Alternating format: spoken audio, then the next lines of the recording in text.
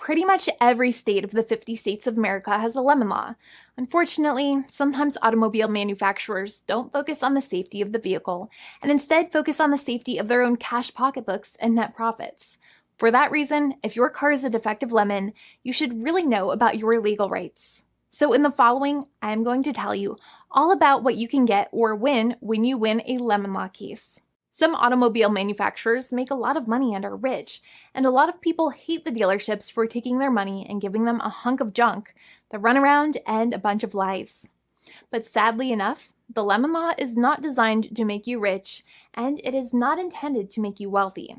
Instead, the law is designed in a way that is supposed to put you in the position that you would have been if the vehicle had not been defective. It is supposed to make you whole. Even if you spent $60,000 or $70,000 on the car to fix up the car and spice it up, you still might not get that money back. It really depends. Even though the dealership might have lied to you, given you the runaround, and then failed to do their part. That's why it is important to give them the lemon drop down.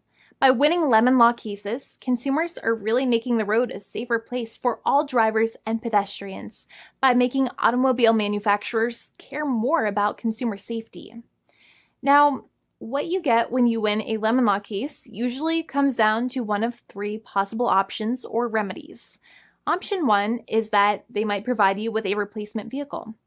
Option 2 is that they might offer you a refund or what is called a lemon law buyback. Options 3, I will discuss option 3 a little later on in this video, and it is an important option you should know about as well with some real lemon juice. So let's start with the first remedy.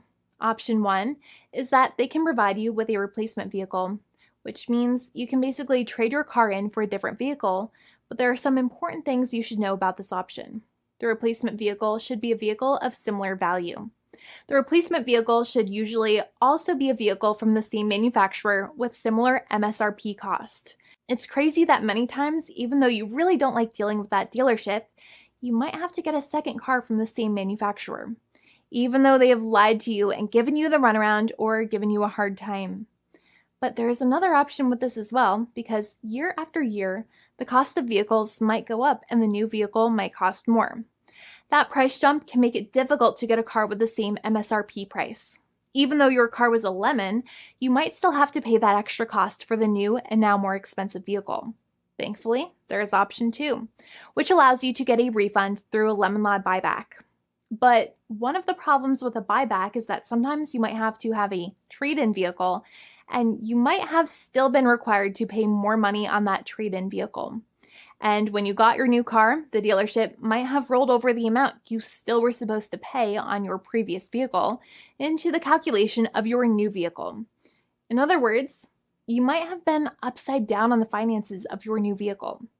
So sometimes you need to pay for that difference in order to get out of the car. And a lot of people find it extremely weird that they have to pay money in order to get out of the defective vehicle. But many times that's how it works. Now, in a lemon law buyback, if you get a lemon law buyback, you usually get back what you paid. You may have bought the vehicle in a one lump sum all at once, or you more than likely had a finance or lease plan. What you usually get back is the money that you actually paid. Your hard-earned money that actually left your pocket and went straight into the pockets of the manufacturers. So think about it for a second and try to calculate about how much you paid. Think about the down payment and also add up all of the monthly payments that you have made for your car so far. It can add up to a lot of hard-earned money. In some cases, it can add up to $30,000 or more, but every case is different. Even though they accept that their vehicle is a lemon, many times the manufacturers still try to pinch pennies and also nickel and dime their customers. So they deduct certain fees during the negotiations, such as an offset for mileage for the portion of time that your vehicle did not have problems. Sometimes it is legal for manufacturers to deduct such things from the settlement you end up getting, but many times they may be doing so incorrectly or it might be taking away too much of your personal money. Having a powerful negotiator and experienced attorney by your side can be very helpful. In addition, most lawyers do not charge you out of your own pocket for their attorney's fees and court costs. Many attorneys only get paid if they win, and if they don't win, they just don't get paid anything. Lots of attorneys spend their own money on your case, and the attorney might never get the money back. But it may make sense for the lawyer to take that risk if you have a strong case. It reminds me of being a kid and selling lemonade and spending my piggy bank coins and quarters to make the lemonade, even though I was never sure if I would make my money back. But when I made amazing lemonade, everybody would want it. We would all be happier as a result. Option 3 is that sometimes a manufacturer might simply pay you a settlement in what is called a cash and keep procedure. That's when you keep the car, but you get paid some compensation for all of the headaches and defects the vehicle caused. Even if you don't have a clear lemon law case, the manufacturer might still make a good faith offer to settle the matter and get it off of their heads. In many situations, even though the settlement might be less than a full buyback of the vehicle, it might make sense for you to accept that offer depending on your goals. In addition, it's usually required that the problems happened while your car was under warranty or extended warranty.